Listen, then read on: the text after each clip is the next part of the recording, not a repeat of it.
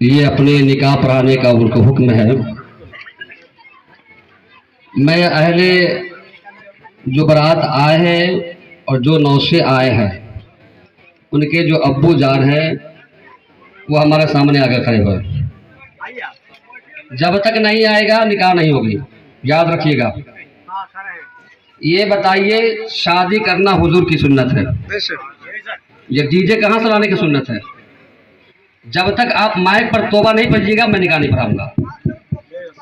और वादा कीजिए कि आज से मैं कहीं भी किसी लड़के अपने बेटे का शादी करूंगा तब डीजे लेकर नहीं जाएंगे।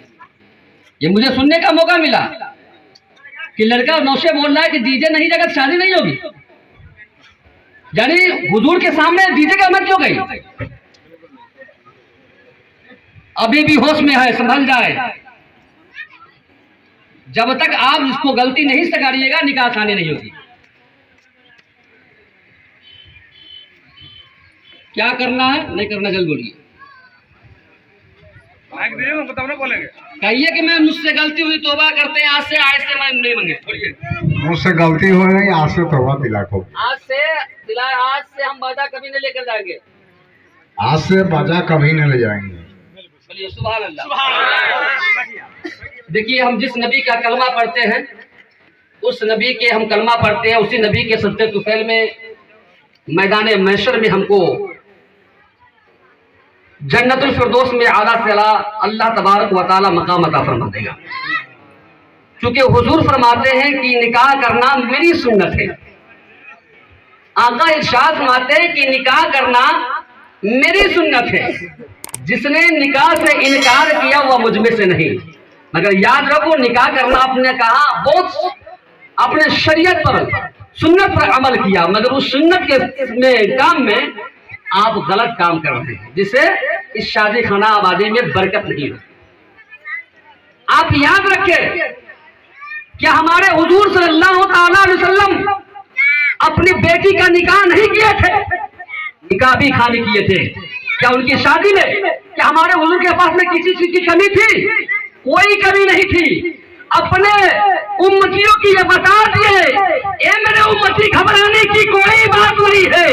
अल्लाह तबारक व तआला मुझे सब कुछ अता किया है। मैं सादा जिंदगी इसलिए गुजारा हूँ, मैं तुम्हें देखता हूँ।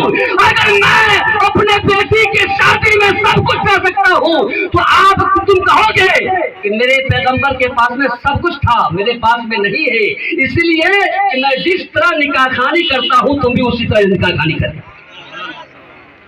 अगर गलत बात है बोले आप, इसलिए हमारा आप सुधरे। ये बाजा क्या है? ये फितना का फसाद है, ये फितना है। इस पर गाना जो बजता है सबसे पहले मेरी माँ बहनें सुनती है, उसके बाद घर दूसरी सुनता है, माँ होती है, बहन होती है, सब कुछ है। मगर हम आप उस पर दरकिनार करें। आका इरशाद फरमाते जिस शरीयत का हुक्म है, शरीयत का हुक्म है जो उसे अपनाओ, और शरीयत जिसे इजाजत नहीं देती है अपने पैर के ठोकरों से उसको दूर फेंका दो। इसलिए शायर कहता है कि मैं रेजा रेजा हवा में बिखर गया होता, उम्मीद यार की हद से गुजर गया होता, और हाथ साथ जिस पर जिंदगी का क्या बोझ, नबी का फैज न होता तो मैं मर गया होता। नबी का फैज न होता तो मैं मर गया होता। शायर कहता है सलीते से जीना सिखाया नबी ने, सलीते से जीना सिखाया नबी ने, मुकम्मल करीना बताया नबी ने। तो हमारे हुजूर जो बताए उसे अपनाए। इसलिए कल के तारीख वो थी कि जिस रास्ते से हम गुजर जाते थे तो हमारा लिबास इस तरह था, हमारा रहन सहन इस तरह था कि कोई इंसान जाने के बाद कोई नहीं पूछता ये कौन है, ये नॉन मुस्लिम है कि मुस्लिम है, बल्कि देखकर ये पता कर लेता था ये किसी और की उम्मती नहीं, किसी और का दीवाना नहीं, बल्कि महबूब का दीवाना जा रहा है, महबूब का दीवाना। इसीलिए ये मेरा फर्ज था। और ये अपने अपने घर में ताकीद कीजिए, जो आप डीजे लेकर आए हैं ये पैसा बचेगा तो हमारा काम नहीं होगा, ये नौसे वाले के अब्बू जान के ही पैसा बचेगा। बचेगा कि नहीं बचेगा बोलिए? ये फील आप लोग जितने हजरात इस मजमा में शरीक है, ये जो शादी करने वाले हैं, ये कोशिश कीजिए कि आप लेकर नहीं जाए। बड़े मर्द अल्लाह की बारगाह में दुआ करते, रब्बे कदीर सबसे पहले मुझको हर गुनाह से बचने की रफ़ी को तौफीक अता फरमा, उसके बाद तमाम कौमी मुसलमान भाई बहनों को इज्जत व आबरू को हिफाजत फरमा दे। अब जिन जिन हजरात के सर पर टोपी नहीं है, अपने सर पर टोपी रख ले, इसलिए कि किसी और की हदीस पढ़ी नहीं जाएगी, हुजूर सल्लल्लाहु अलैहि वसल्लम की प्यारी प्यारी हदीस पढ़ी जाएगी और निकाह खानी होती है। इसीलिए बड़े मेहरबानी अदब व एहतराम के साथ निकाह खानी में सुने और दुआ में शामिल हुए, और एक दूसरे के लिए जब दुआ होती है, जब आमीन कहते हैं, किसका दुआ कब कबूल हो जाएगा कोई।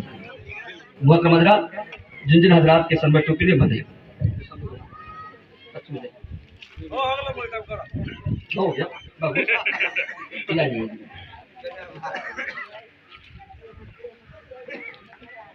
जिस तरह नमाज में बैठते हैं